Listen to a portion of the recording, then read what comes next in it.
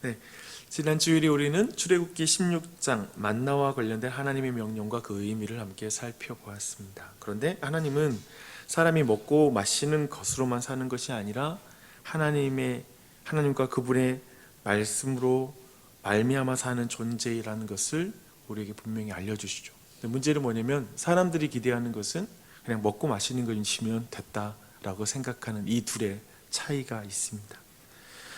다르게 말하면 생계가 전부인 이스라엘에게 생계는 보이지 않는 창살과 같은 것이고요.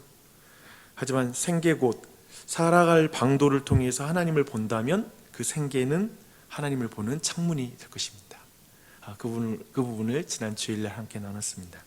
룻기에는 생계가 창살이 되어버린 한 가문이 등장합니다. 1장에 나오는데요. 이 이야기는 이제 베들레헴이 주 무대인 그런 이야기이기도 합니다. 흥미롭게도 룻기의 그 역사적인 배경을 말해주는 사사기 후반부에는 두 레위인의 이야기가 등장하고 있거든요. 첫 번째 레위인은 베들레헴에 살다가 이탈해서 나중에 미가의 집에 개인 제사장이 된 한 그 이야기가 나옵니다. 두 번째 레위인은 에브라임 산지에 거하는 사람이지만 베들레헴에서 첩을 얻었어요. 그래서 베들레헴이 또 등장하고 있죠. 그래서 각자 아마 이 사사시대는 자기의 소견에 옳은 대로 행하는, 그래서 모든 사람이 스스로 왕이 되어서 살아가던 그런 시대적 배경에서 베들레헴이라는 이 지명, 이 장소는 뭐냐면 불법이 난무하고 냉담한 사람들이 굉장히 많은 곳이라고 이렇게 이해할 수가 있습니다. 근데 나오미와 그의 남편 엘리멜렉은 바로 그 베들레헴 출신인데요. 근데 그 엘리멜렉 역시 그런 그 마을에 그 지역의 영향을 깊이 받았던 사람으로 보입니다. 기근이 닥치자 엘리멜렉이 하나님이 주신 기업의 땅을 떠나버려요. 그리고 하나님이 교제를 금하였던 모압 족속에 들어가 버립니다. 왜요? 생계가 그들에게 창살이었기 때문에 살고 싶어서 먹고 살려고. 그러니까 분명 여기 있다가는 다 죽어라고 이렇게 외치고 생각하면서 하나님을 향해서도 왜 우리에게 이런 기근 주는 거야? 그냥 하나님 떠날래? 라는 어떤 신앙적인 배교의 모습이기도 했을 것입니다. 자기 가문을 살리기 위해서 하나님의 말씀을 어기고 떠난 것이죠. 그는 모압 땅에 가서 실제로 모압의 딸들과 아들들이 다 결혼합니다. 그 며느리를 다 드리죠. 푹 눌러 앉을 생각했습니다. 먹고 살기만 된다면 그냥 잠깐 머무는 게 아니라 거기에 그냥 눌러 앉으면서 섞여 살고 싶은 마음도 있었던 것으로 보입니다. 그러나 그곳에서 자신만이 아니라 아들들까지 다 죽어요. 비참하죠. 그러니까 원래 엘리멜렉이라는 이름이 하나님은 나의 왕이시다라는 뜻의 이름을 가진 이름인데, 그러니까 스스로 왕이 되어서 생계라는 창살에 갇혀 결국 모두를 죽음의 늪에 빠지게 만들었다라고 이 내용을 요약할 수가 있을 것입니다. 그래서 결국 인생의 실패를 짊어지고 나오미와 룻은 이제 다시 베들레헴으로 돌아오게 되죠. 이 나오미와 룻의 모습은 단지 한 가족의 모습뿐만 아니라 이스라엘의 영적인 모습이 이 모습 안에 다 투영되어 있다라고 볼 수 있을 것입니다. 이제 그 둘 앞에 펼쳐지는 베들레헴은 어떤 의미에서 예전에 영적으로 무뎌지고 그리고 징계받던 베들레헴이 아닙니다. 베들레헴의 악함에도 불구하고 그 땅에 풍년이 임했어요. 구약적 배경에서 풍년은 하나님의 은혜가 임했다라고도 말할 수가 있습니다. 은혜가 임했어요. 마치 원망하는 이스라엘 백성에게 만나가 내린 것처럼 그런 은혜가 임했습니다. 또한 불경건한 사람들 속에서 보아스라는 한 경건한 사람이 있잖아요. 별처럼 빛이 납니다. 그리고 이 빛이 두 사람에게, 나오미와 룻에게 비치는 것이 바로 룻기의 이야기죠. 한번 그 이야기를 좀 더 한번 살펴보도록 하겠습니다. 나오미와 룻이 돌아온 시기는 보리추수 시기였던 것으로 보여요. 3월에서 4월 이 기간인데요. 룻은 시어머니와 자신의 생계를 위해서 이삭을 죽기 위해 밭으로 나가겠다라고 이렇게 어머니에게 말합니다. 우리는 룻의 효심과 그리고 되게 부지런한 사람이라는 걸 알 수 있죠. 또 이야기 보다 보면 아침에 일찍 나와서 막 죽기를 하고 잠시 집에서 쉬었다가 또 나와서 일하고 하는 그런 모습을 보여요. 되게 부지런해요. 그리고 열심히 살고 있어요. 그런데 이삭 죽기를 결정한 것은 룻의 어떠함이 아닌 어떤 이삭 죽기가 성공하는 것은 룻의 어떠함이 아니라는 것을 룻과 나오미는 잘 알고 있어요. 그러니까 성실함과 막 그런다고 해서 많은 걸 거둘 수 있는 게 아니에요. 그래서 룻은 이렇게 말합니다. 내가 누구에게 은혜를 입으면 그를 따라서 이삭을 줍겠나이다. 그러니까 은혜가 없으면 안 돼요. 주인이 인색하면 쫓겨날 수 있을 것이고요. 그렇죠? 또 한편에 이삭도 거의 거두지 못할 수 있어요. 워낙 잘 그냥 하나도 빠짐없이 걷어 가버리니까 거둘 것이 없을 수도 있습니다. 놀랍게도 룻은 수많은 밭 중에서 엘리멜렉의 친족인 보아스의 밭에서 이삭을 줍습니다. 어떻게 많은 밭 중에서 보아스의 밭에 들어갔을까라고 이렇게 묻는다면 성경은 이렇게 말하죠. 우연히. 그러나 우리는 우연이라는 글자를 보고 하나님의 놀라운 섭리적 인도하심이다라고 읽죠. 그렇죠. 굉장히 그게 바로 성경에서의 그런 표현입니다. 맞아요. 하나님의 인도하심으로 지금 그 밭에 들어간 것입니다. 이때 마침 밭에 이른 보아스는 아까 말한 것처럼 별처럼 빛나는 사람이죠. 이삭 죽기는 주인에 의해서 모든 것이 결정된다라면 이제 룻을 향해서 보아스는 너무나 은혜롭게 모든 것을 그에게 대하는 것을 보게 됩니다. 그런데 성경은 보아스의 인사부터 기록함으로 그의 경건함이 참 드러나기 시작해요. 그는 일꾼들에게 이렇게 말합니다.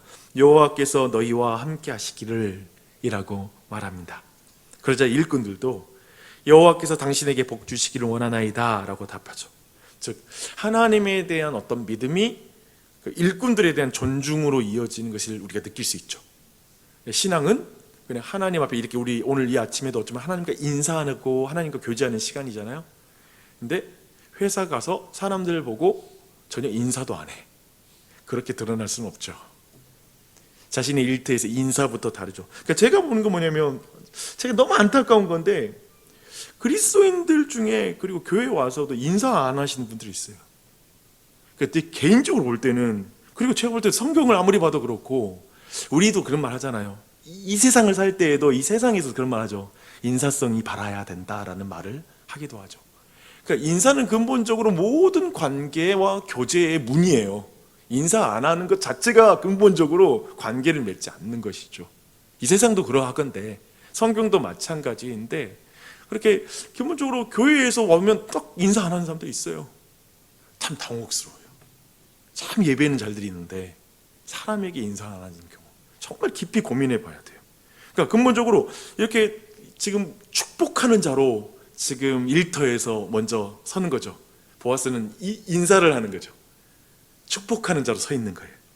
그가 또 룻을 보고도 지나치진 않습니다. 굉장히 이때 나이가 들었다라면 어쩌면 눈이 좀 시력이 떨어졌을 것 같기도 한데 그의 눈은 이삭을 줍는 한 가난한 그 소녀를 보고 지나치지 않죠. 그리고 그가 누구인지를 묻게 되는 것이죠. 약자를 돌보는 거, 사람들의 표정을 보는 거, 이런 데 있어서 세심함이 느껴집니다. 룻이 나오미의 며느리인 것을 안 보아스의 이어지는 행동을 보십시오. 8절을 제가 볼게요. 보아스가 룻에게 이르되 내 딸아 들으라. 이삭을 주우러 다른 밭으로 가지 말며 여기서 떠나지 말라. 나의 소녀들과 함께 있으라. 그들이 베는 밭을 보고 그들을 따르라. 내가 그 소년들에게 명령하여 너를 건드리지 말라 하였느니라. 목이 마르거든 그릇에 가서 소년들이 길어온 것을 마실지니라 하니라. 보아스의 지금 이 당부에는 굉장히 그 시대적인 환경, 즉 베들레헴에 있는 어떤 환경, 상황을 잘 드러냅니다.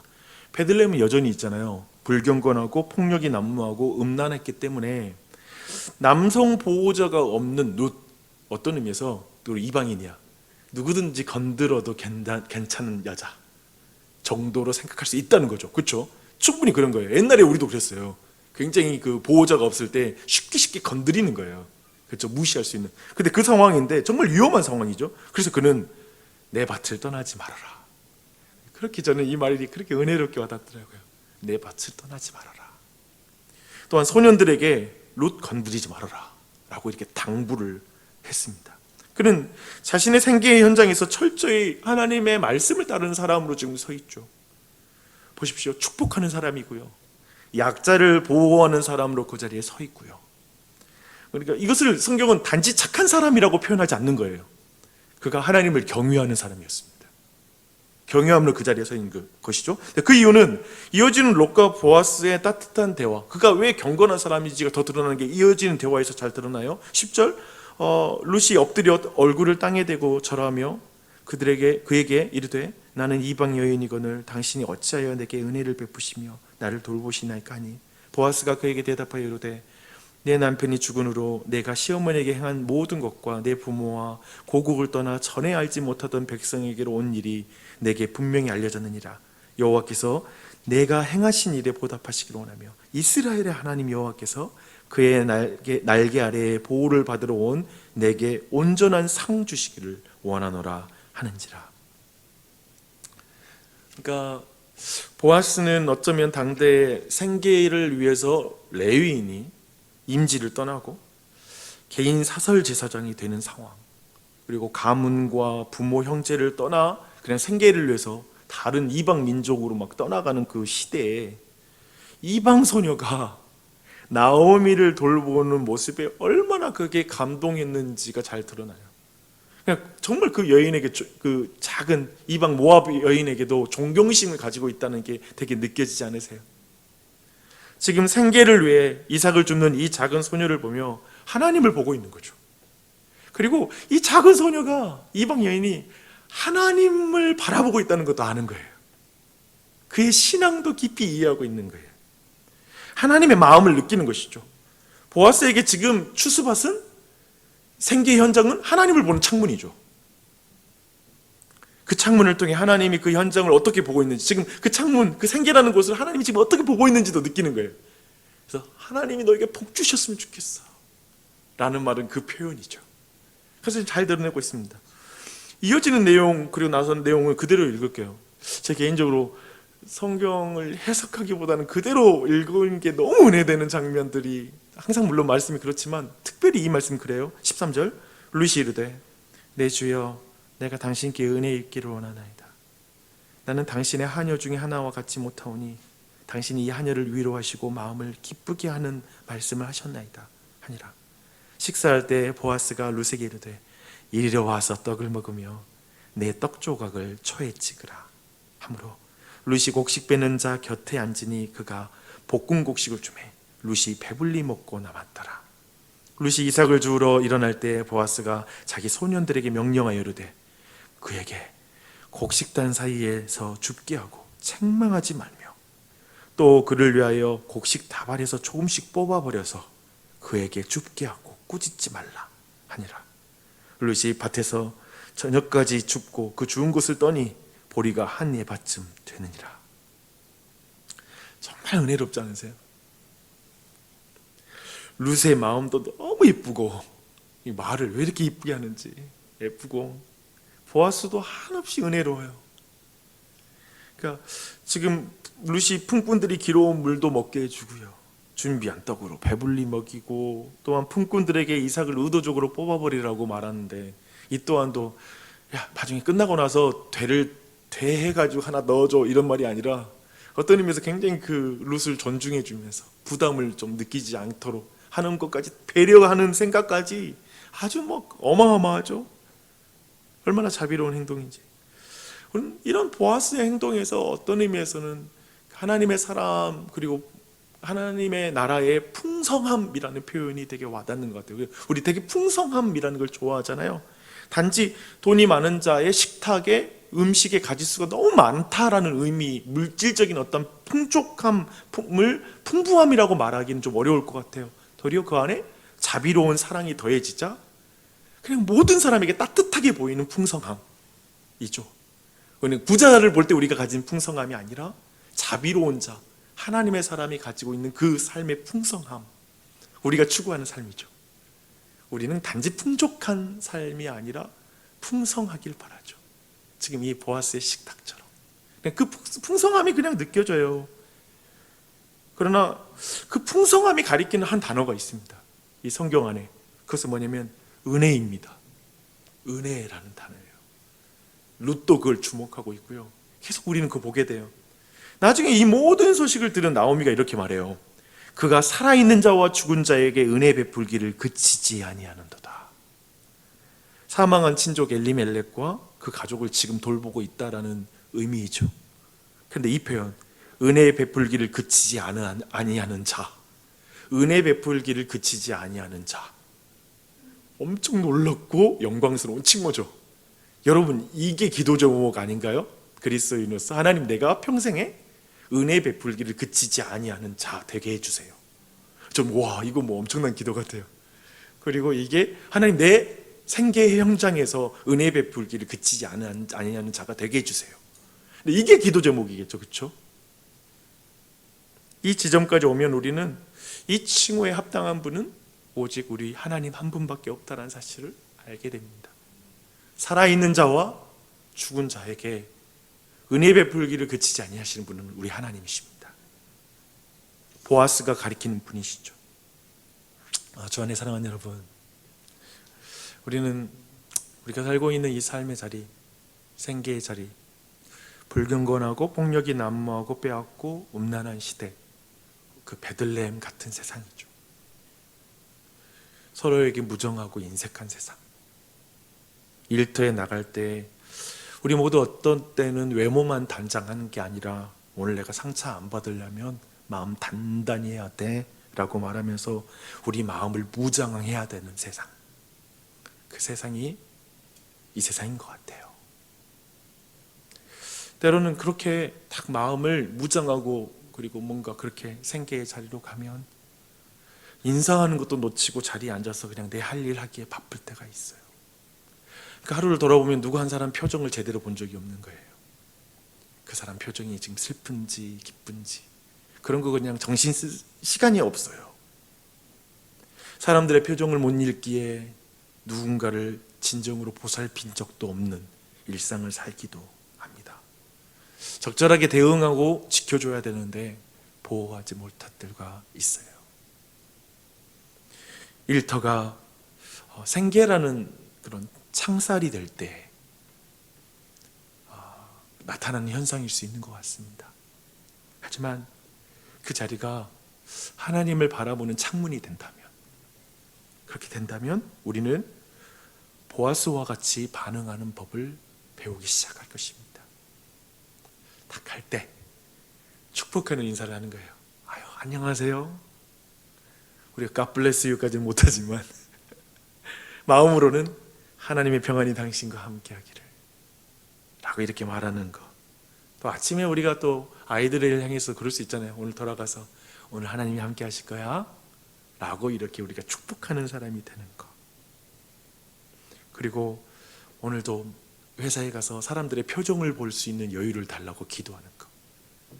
그 가운데 너무 힘든 사람이 있으면 차 한 잔이라도 건넬 수 있는 용기를 주십시오, 사랑을 주십시오라고 기도할 수 있는 거. 적절하게 보호할 수 있는 자가 되게 해달라고, 말 한마디 주님 내가 따뜻하게 할 수 있게 해달라고 기도하는 거. 그래서 결국 누군가에게 참 은혜로운 사람이다, 참 풍성한 사람이다 라는 것을 드러낼 수 있도록 간구하는 것. 우리에게 생계의 자리는 우리가 그런 존재로 빚어져 가는 자리일 것입니다. 오늘 우리의 일터, 집일 수 있고 회사일 수 있겠지만 그것은 우리가 그런 사람의 존재로 변화되는 자리이죠. 우리는 그 안에서 실패할 때도 있죠. 그런데 하나님이 우리를 향해서 가진 그 목적을 포기하지 않으신대요.